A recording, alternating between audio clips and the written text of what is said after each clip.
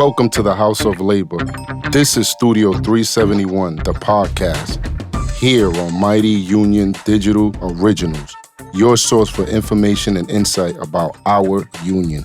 We're broadcasted from New York City. Now here's your host, SSCU Local 371 President, Anthony Wells. Well, good evening, and welcome to Studio 371, our podcast for information, entertainment, and to share and promote knowledge and promote the well-being of our members. This is the first one of the year, episode 6, and this is going to be a special night because we have some special guests, and I'm looking forward to it. We're celebrating Black History Month, and next month we're celebrating Women's History Month. And we're blessed to have the combination of the two with our guests. So Women's History Month is a celebration of women's contribution of history, culture, and society, and has been observed annually in the month of March in the United States in 1987. Y'all know the history of Black history. Black history is American history. And we still celebrate achievements that are long overdue.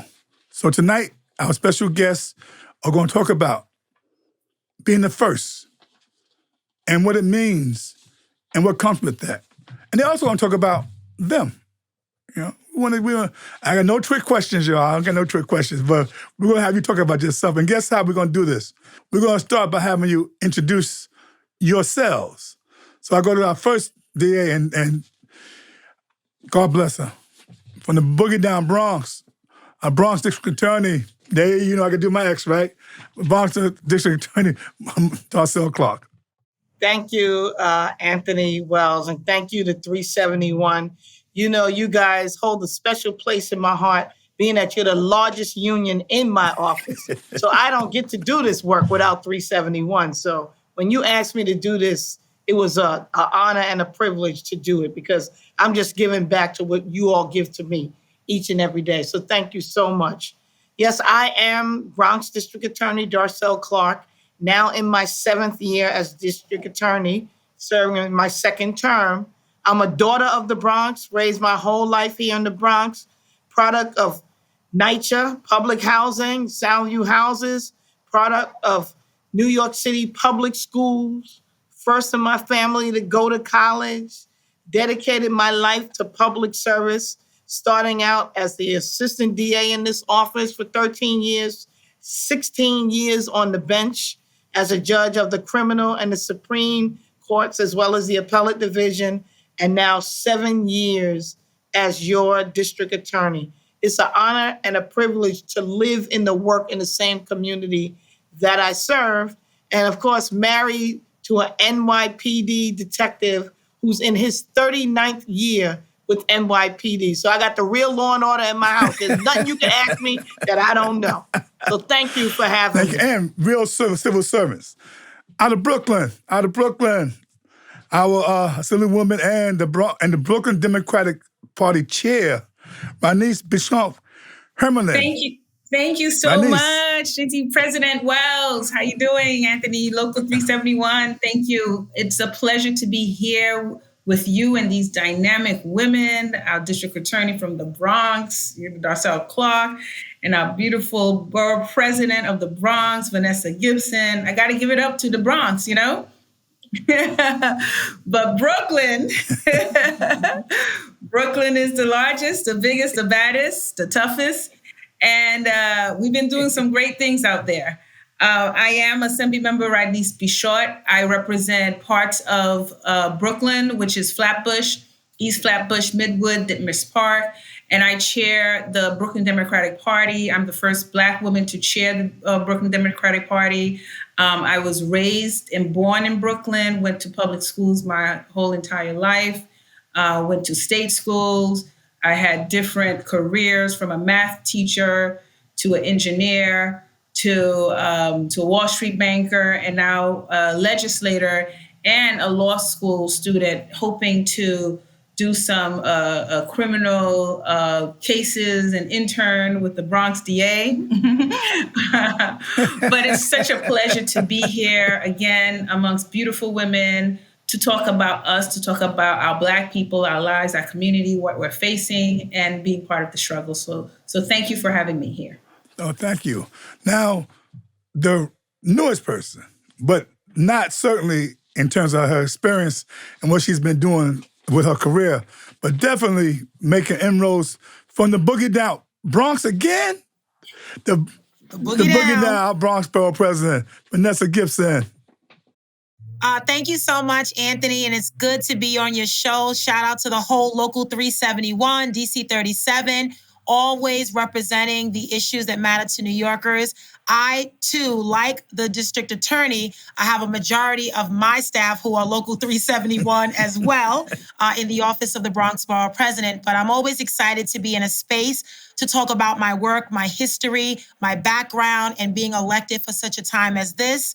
And it's always great to be on with my sisters, with our district attorney, Darcel Clark, who I work hand in hand with on all matters related to public safety in the Bronx. And of course, my sister, Assemblywoman Rodnice Bichot Hermelin, the chairwoman of the Brooklyn Democratic Party. I'm so grateful, Anthony, I have to say that this is actually one opportunity when the Bronx can outnumber Brooklyn, because that never happens. And I'm always surrounded by Brooklyn people everywhere I go. And then usually it's Darcel and I, and we're like, well, hey, the Bronx is here, we here. And so I appreciate that, but it's just a lot of love. The Bronx and Brooklyn have so much in common. We have so many great things that we're both doing, and I really appreciate, the space to talk about our work. And it's Black History Month, and we certainly want to recognize all of our pillars and pioneers, Black Americans that have paved the way for us, right? We're standing on their shoulders just to recognize their incredible labor and the reason why we're here. So I am the 14th Bronx Borough President. I am the first ever African-American and female elected Bronx Borough President. I'm excited to be elected to serve the beautiful borough of the Bronx. I am in my 7th week, but who's counting? Yes. It's been a lot going on in the city and, of course, in the Bronx these past few weeks. But certainly someone who is no stranger to hard work. I served as a member of the city council. I chaired the Committee on Public Safety, was one of the leaders in the city council that really led the effort on so many important programs that saved residents and families from eviction, supporting tenants and young people and homeowners, and gender equity and pay parity and maternal mortality. So many issues that I know my colleagues all support.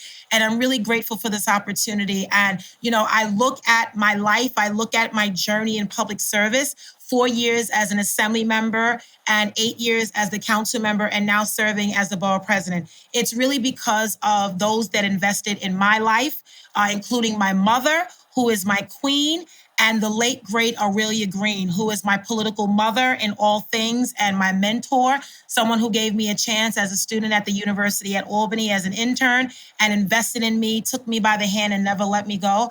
I give credit to these women, these incredibly strong, dynamic Black women who really invested in me and loved on me and planted the seed that you see before you today. So I think all of us in elected office, it's our job, it's our season, it's our time to continue to plant seeds in our respective boroughs to make sure that we're grooming the next chairwoman, the next assemblywoman, the next district attorney, and the next borough president. So I'm grateful to be on your show, and it's all about Black women. All right. So let me say this to you. Because of scheduling conflicts, we would have had 2 other firsts, because to me, this is called the first. Okay, so we would have had 2. Our Attorney General, Patricia James, scheduling got messed up, and the first woman, Black woman, Speaker of the City Council, Adrienne Adams. So the whole program was around first. So here's what we're going to do. I'm going to ask you some questions. I'm going to give you a chance, actually, to expound, and anybody can answer this. Why politics? Why leadership? I guess Vanessa kind of touched on it a little bit or a lot. But let's start off with you, DA. Let's start off with you, Darcel. I'm going to call, first of all, you're all on first name basis with me. Darcel, please. Why leadership? I guess, it just started from when I was a kid. People told me, you always fighting for people. Yo, you got a big mouth. Every report card I got in school I always was a great student and got great grades. But you know how they do the comments at the bottom? It's like, she talks too much. Always talking. Too talkative. That's because I always was like getting my point across, or always fighting for people who couldn't speak up for themselves. So I guess that was just inherently in me, that's where I should go. And, as I was growing up, like I said, I was the first in my family to go to college. So I didn't really know anybody that went to college. I didn't know any lawyers. I didn't know anybody like that. So I was like, what careers could I go into that would be a natural fit for the person who I was or who I could become? And I was always interested in politics. Back then it was social studies, in school. So I always liked the social sciences.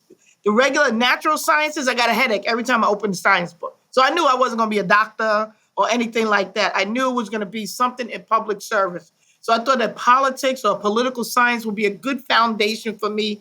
I knew I wanted to be a lawyer, and I had to learn how to do that, because my family was great, stood behind me. Whatever I wanted to do, they were going to be there for me, but they couldn't teach me how to navigate to get to where I wanted to go. So that's where the community came in, looking at community resources to help me navigate. And the schools, you would think naturally the school would be an excellent place to do that since I spent most of my time in school and I was a good student. But when I was in high school and I told the teacher that I wanted to be a lawyer, she told me that I should be a secretary. Now, there's nothing wrong with being a secretary. That's a fine profession if that's what you wanted to be. I told that woman I wanted to be a lawyer. So ever since she told me that I couldn't, that meant that I had to. So that's what made me a leader, because every time somebody told me that I couldn't do something or I shouldn't do something, that's why I had to do it. I went to Boston College. They said, you can't go to Boston. Back then, that was in the late 70s. They were turning over school buses and, still trying to desegregate. You're a black girl. You can't go to Boston. Well, that meant I had to go to Boston. And I went there and I graduated. And from there, I knew that I needed something more culturally diverse, something more like the background I came from. I said I either wanted to go to law school in a black city or go to a black school. So I did both. I went to Washington, D.C., and I went to Howard Law School. And that's where I met Tish James. So we were in law school together. And, the rest is history from there. Howard produces some great lawyers. So just being a Howard grad and the legacy, and you talk about standing on the shoulders, Vanessa, of such great lawyers that came out of Howard, I knew that's all I wanted to do. And I knew that I wanted to do public service. I could have went to any of these big law firms, but I wanted to come back to my community and serve. And that's what I did, starting in the DA's office. And, Quick question. Up in Boston, did you know DJ Clement Smiley? Did you know him? Yes, I do. He pledged Iota Phi Theta, and I was a sweetheart. I noticed. Unfortunately, he passed away last year, but he was my classmate in high school. Yeah. So, and I think we all have one thing in common. We all were told we talk too much when we were younger. Shut up. Who's talking to you? Rodney's? Yeah. Wait, Darcel, are you in the sorority? No, I'm not. I'm me, Phi Me. I didn't work in a sorority.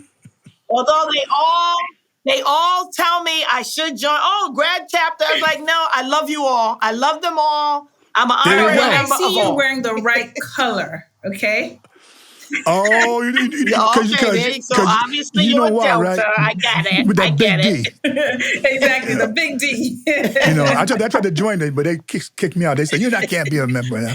You'll be glad I want to be a part of you. Anyway, my niece, why politics? Why leadership? It's funny because I'm listening to Madam Darcel Clark, and she highlighted about her love for public, being a public servant, and I think about me. I really didn't know what I wanted to do. I'm in leadership because obviously there's work to do, but my life has transformed and transitioned to so many different entities and walks of life. I mean, I was this little girl who was raised in a household where no one really spoke English. And, English was my second language. I was a special needs student. I was a special ed. I was failing school. And I just didn't get it, I just didn't get it. And it was till one day when I got hit by a car, almost lost my life. I had, for the first time, the opportunity to have a one-on-one instructor who, read to me, had me do math problems. And at that moment, it changed my life. And I don't know if that was God. God said that, you're not going to be the dancer that I want you to be, that you want to be, or the gymnast. There's something that's missing. And I got hit, and full circle, I was able to take that experience and got out of special ed. I graduated top of my school, and the rest is history. Became a math teacher, engineer, as I mentioned. I spent some time in Chicago, traveled to Japan and China while I was in Chicago, but I was able to reconnect with a lot of my Black roots, because a lot of the people in Chicago are from the South. And that's where I actually pledged. And that opportunity gave me an opportunity to be on political campaigns, because that's where Obama ran for U.S. Senate. Now, this is before anybody knew who Obama was, but I had joined the Democratic Party over there while I was doing all this other stuff in Chicago. And that gave me the first opportunity to understand what politics was. So when I left Chicago in 2005 and came back here, that street that I got hit by, because there was no street light, I kind of wanted to get back into the community, work with my Block association, and said, why don't we have this traffic light? I was hit many, many years ago, and we still don't have a traffic light. We have a school across the street. And really that whole experience got me involved with Kevin Parker's campaign. I decided to run for district leader. And again, it was like full circle. And all of those experiences and the trauma that I went through really helped me understand that there's no other thing for me but public servant. Working in Wall Street was very difficult because they don't believe in public servant. They don't believe in you going to church. I had to work 7 days a week. And I was like, what? I can't go to church? That was a problem. But again, coming back, I was able to use all these skills that I've learned, take it to a different level where I was integrating into my community, reconnecting to my community, because again, I was disconnected. I was disconnected from the Caribbean community. I was disconnected from the Haitian community. And I started speaking my first tongue, which is Haitian Creole. And I used that to get people more civically engaged, to get people out to vote, to help solve their problems, to tell them, why being involved and how you can get to your elected officials is important. And since then, we've done a number of things in the community, from, senior housing. We established a Little Haiti. I've been champion minority women business enterprise. So getting more Black folks in, trying to get access to the $20 billion of government opportunities and government contracts. So I just felt that it was time to serve. And I felt that just the different walks of my life have led me to this position. And so when it was time to take on this role as the Democratic Party chair, I did not want it. I just didn't feel that it was something that was for me. But it was something that was called on for me to do. And it's a lot of work. It's tough. But I took it on because I did need to save the Democratic Party. We were losing the Brooklyn Democratic Party. There was no funding. We were losing our leadership. But what was very important to me is to make sure that our Black electorate wasn't disappearing. That was very important. And so I felt that I needed to stay on, despite there's haters out there? The haters, despite the attacks, despite all of that. No. What? No. They don't appreciate your public service that you guys are doing, or that we do? No, they don't. They don't, because they you have people out there from this role as the Democratic Party chair. You have people out there who want to take the party over because, it's all about power. And you have people who partner with other people and because they're not used to a Black woman taking charge. and doing a good job about it. I came in to clean up, turn things around, but also get more people involved. People who looks like us. I felt that we didn't know, especially Black folks, minority, Asian community, South Asian community, Latino community, they were involved in the party. And so this was an opportunity to be the face and bring those people in, turn things around. We built a social media platform where people can attack us. We've engaged, we've raised money, we've helped people get elected. But the more important thing is that there's a movement out there to take us out as Black people. There's lots of gentrification that's going on. And when that happens, our voices will not be heard. Our people will not be represented in the way it should be, because our power, our structure, our political structure is broken down.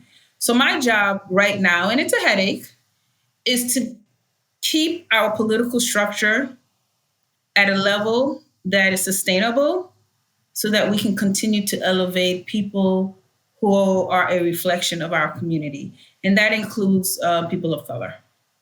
Appreciate that. Hold that thought. Now, you actually started your reason why you got here, Vanessa. You want to add to that? You had obviously some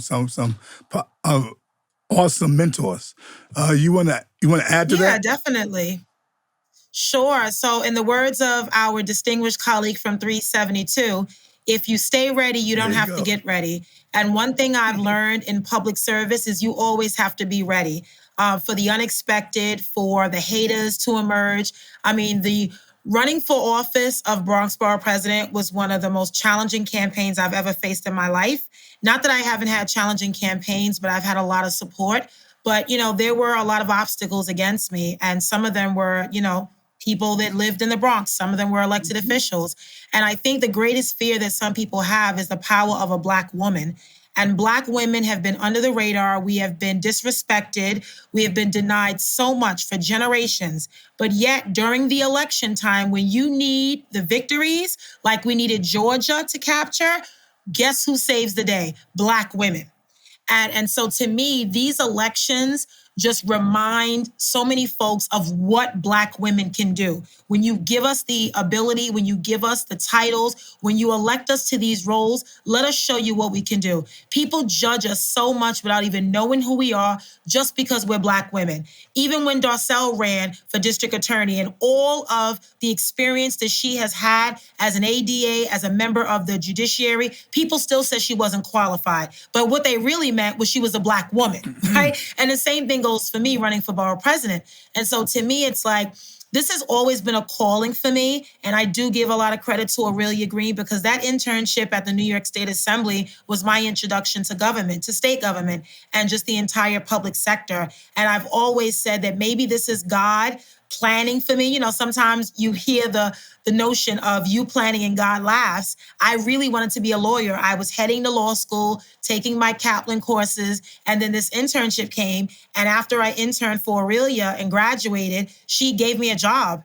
And I ended up working for her for a number of years, and I started to like the work I did. But I had a good boss. Aurelia was the type of boss that allowed you to learn, make mistakes. She thrust you out into the arena and said, you have to learn. And so I learned that from her. And now as a manager, as a leader, I do the same for my staff because you should be better as a public servant when you leave than the way you came to me. And so I've always said that this work is never a 9 to 5. I mean, I can't even tell you the last time that I left this office at 5 o'clock. Never. That hasn't happened in a while. I can't tell you what weekend I just haven't had to work.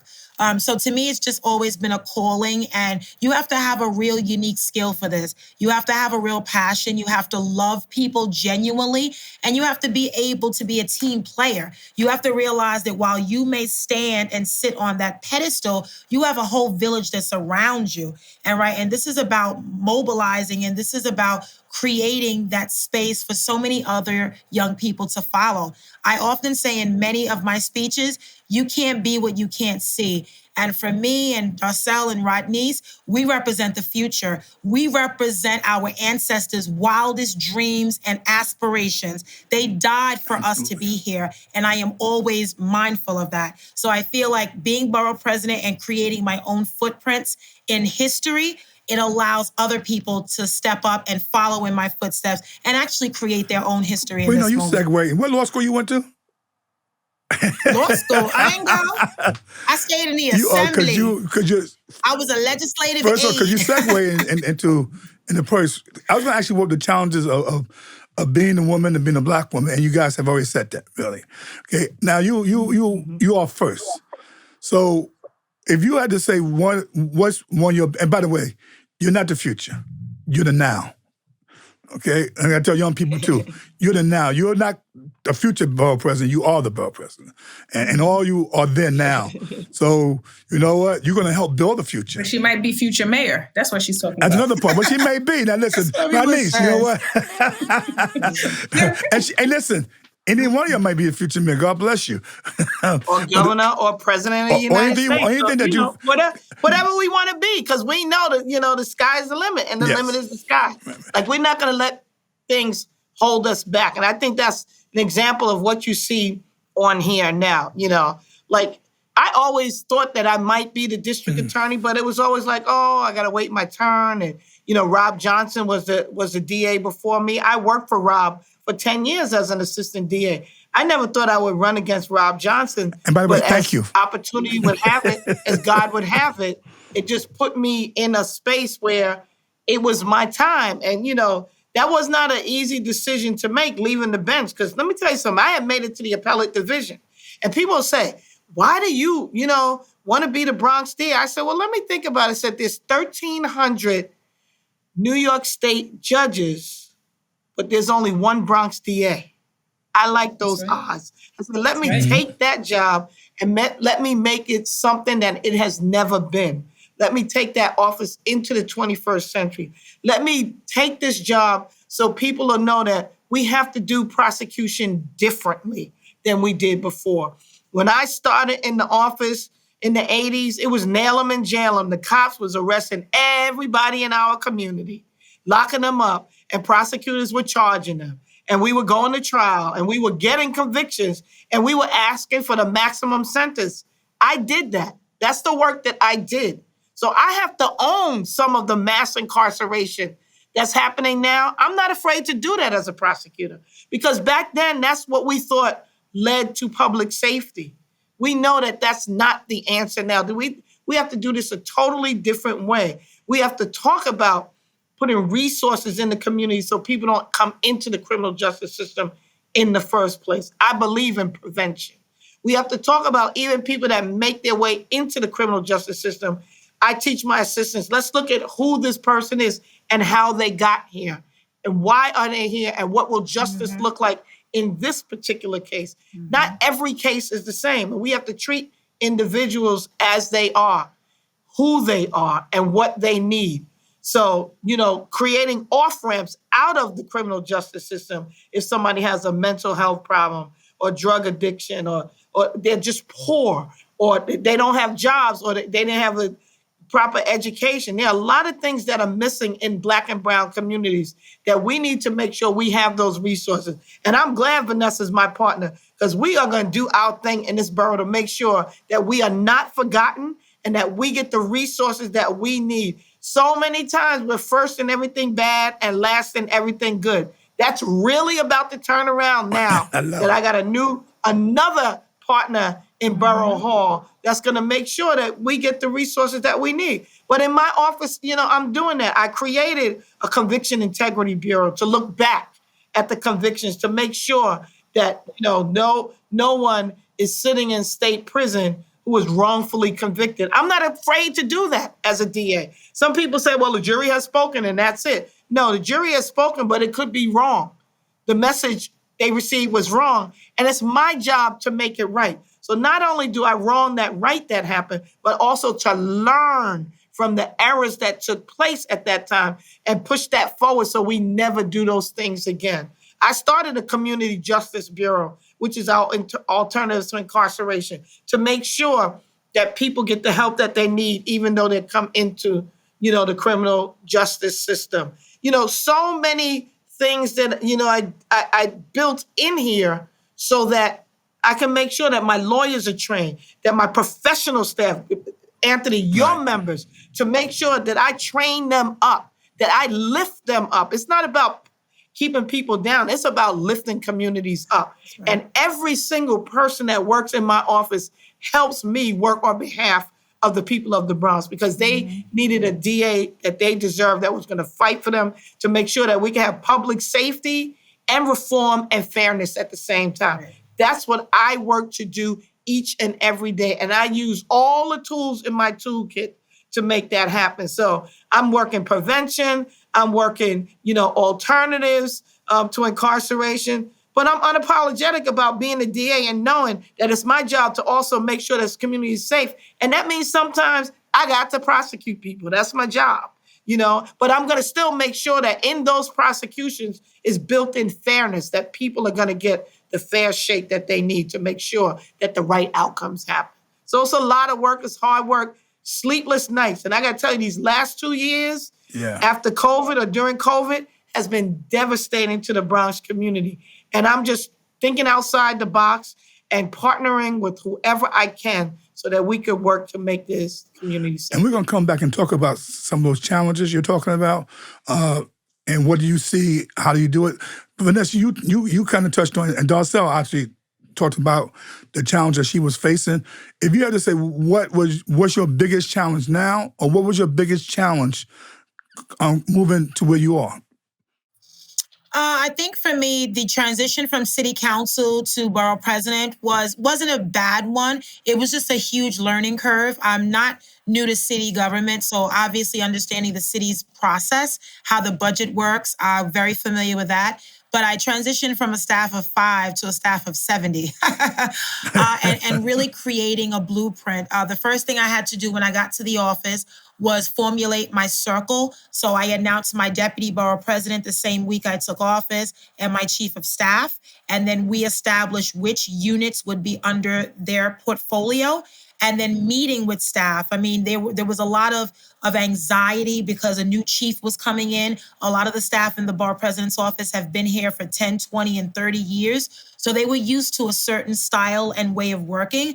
So for me, it was about coming in and setting my tone, letting them know who I am, how I operate, and what I intended to do. So it took me, and I'm still a work in process, is still working, because January was just so busy with the horrific fire the first week I started, and we're still dealing with those families. So it's been a little challenging in terms of just time management, but I was able to get the entire staff together. We had an all-staff meeting, and I spoke for about an hour of each subject item, where I wanted to focus: expansions, new units, new initiatives, public-private partnerships. So we talked about a lot of things, but obviously for me, the number one issue right now is public safety. There are too many Bronxites and New Yorkers that don't feel safe, and that is my concern. We've had a wave of violence. The Bronx has almost a little over 30% of the citywide crime, but we're only 17% of the city's population. So that in itself tells you that something is happening in the Bronx. So that's why we've been working closely with Darcel and her team, because we don't want to be reactionary, but we want to be preventative on the front end. That's why this budget that the mayor will announce tomorrow is critical for summer youth, and a lot of components that we know are the drivers of crime when young people just don't have opportunities. So to me, I'm still building out the staff. I'm still doing some shifting of staff. And then also, I think for a lot of staff, it's boosting the morale. It's giving staff the power that they already have, and giving them that initiative to take their ideas and run with it. I am the borough president, so yes, things go through me, but I'm also all ears on what staff want to do and what they envision. And so really making sure that while I did this work in the council with a staff of 5, now we cover the whole borough, and getting to know a lot of borough specific issues in certain communities, and being kept up to speed on what's happening from neighborhood to neighborhood. A chance. And we'll ask you, Ronnie, the same question is, what's your biggest challenge you see? You do it because you also, there's a big article about the power growing in From Brooklyn. before. I saw that. Did you see that? Did you read that? Yeah. All that I power saw coming it. out of Yeah, Brooklyn. I saw it too. Okay, by the way, I lived in I was Brooklyn. shifted Yeah. from Harlem, Anthony. Huh? Harlem to Brooklyn. That's what they said. Right. But you know what? Hey, don't forget my queens either. But what we said one of your biggest challenges has been, will be, and then we're gonna take a break because we have a labor history moment that I think you both gonna find interesting. But go ahead, Rodney's. I'll be quick. No, First, I just wanted to touch on Darcel, what she said. So part of also what she does with our youth and making sure that we differentiate people who have mental health needs versus locking them up are the judges. So as the Brooklyn Democratic Chair, and I didn't even know this, I literally have a lot of, I wouldn't say control, but I have a lot of influence in terms of the people who sits on these benches. Okay, so we do nominating, we appoint, we do a screening to see who's fit to be elevated. We help elect judges, and again, it's part of the whole universe in terms of what kind of people we're going to put in the bench, who's going to be deciding our lives and our future. It's a big impact. And so I know we've been trying to get more Black men on the bench.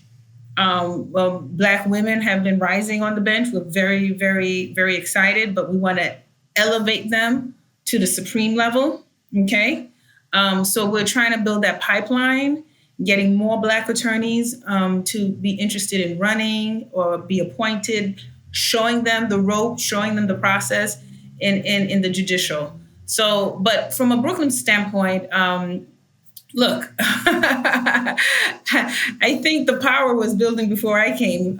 You have a Hakeem Jeffries and a Tish James and the mayor, Eric Adams, who's been there for a very long time, who's been paving the way, who's been finding their way through politics, working different levels. I came in doing my thing, and next thing you know, you have a public advocate, a mayor, an AG, and probably the next Speaker of the House, who's all from Brooklyn. Brooklyn is a place to be. People come to a very diverse borough where you will find a place, you'll find a home, whether you want to buy a house or whether you want to rent an apartment. We have backyards, but we also have our share of challenges. As Vanessa said, gun violence has been skyrocketed. Also in many parts of Brooklyn, skyrocketed in my district. We are dealing with gangs as well. We are dealing with poverty.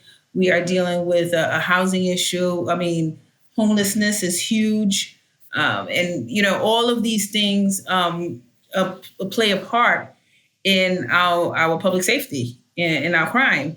And, as a legislator, part of our role is to, be in Albany and make sure that we write legislation that will be equitable and, again, recognize the people who need help versus the people who get locked up. We've worked on raising the age. Many years ago, 16 and 17-year-olds were being locked up for nonviolent crime. We changed. New York State was one of the only states, us and North Carolina, that was still prosecuting young kids as adults for petty crimes. That was a problem. We have revamped, which still remains to be very controversial, the bail reform. We instituted policies and legislation where just because you're poor doesn't necessarily mean that you got to be held in Rikers Island because you don't have the money to pay for representation.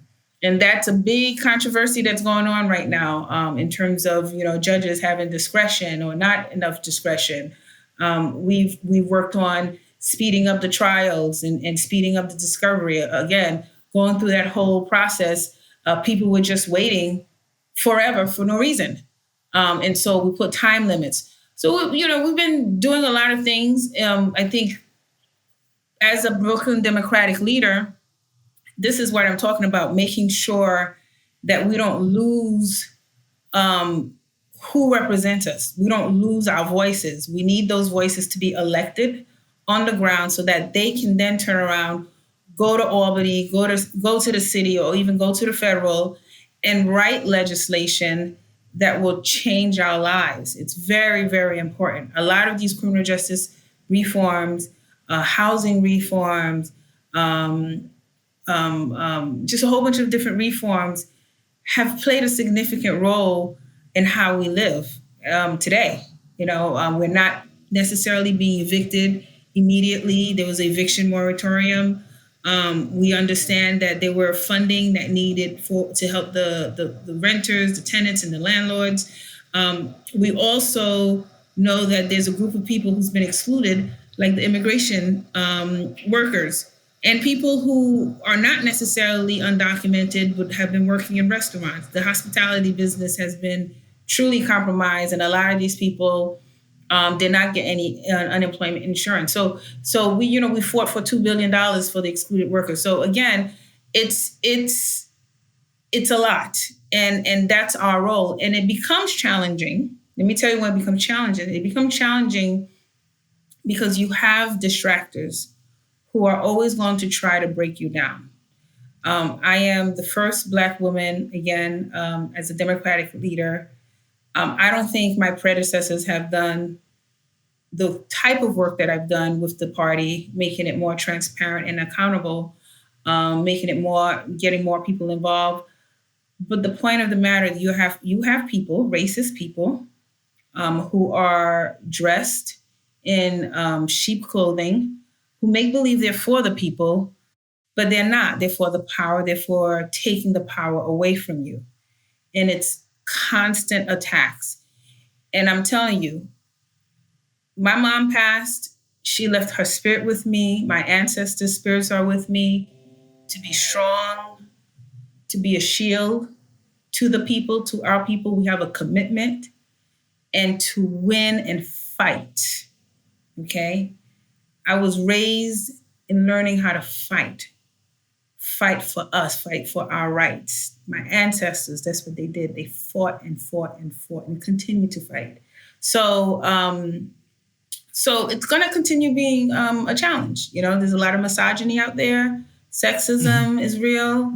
I know Vanessa was dealing with that. They were like, oh, she's Black. How could she win the Bronx? She's a woman. Yeah, how could she win the Bronx? No, she can't. She's a Black woman. I know what she was going through, and I know how she felt. We were all feeling it. And we're still going through that. Just because we've reached to a certain level, leading, doesn't mean that we're not facing racism, sexism, misogyny, all of that. It's continuous. And we just have to continue to look in the mirror and say that we have a job to do. Let's continue. Let's not be distracted and be focused and do the work of God. So I'm going to take you back 53 years. We're going to take a quick break, and we're going to a labor history moment.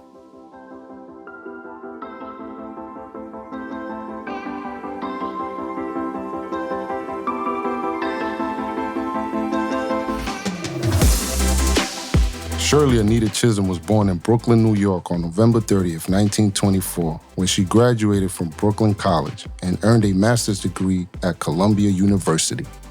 Chisholm was the first African-American woman to serve in the U.S. House of Representatives from 1969 to 1983. Prior to her service in Congress, she served in the New York State Legislature.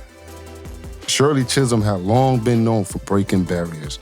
She was the first African-American woman to seek a major party's nomination for U.S. president.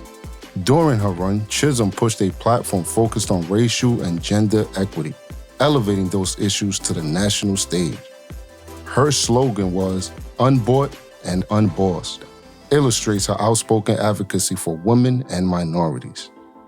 She campaigned throughout the country and was on the ballot in 12 primaries in what largely was an educational campaign. She received 152 delegate votes at the Democratic National Convention. Of her legacy, Chisholm once said, I want to be remembered as a woman who dared to be a catalyst of change.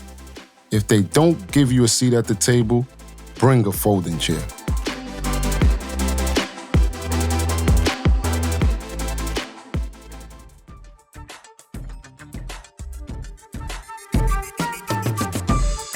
Thanks for listening to Studio 371 with President Anthony Wells. If you like our show and want to know more, check out our website, www.mightyunion.org. Or please leave us a review on iTunes. Until next time, Union strong, Union proud.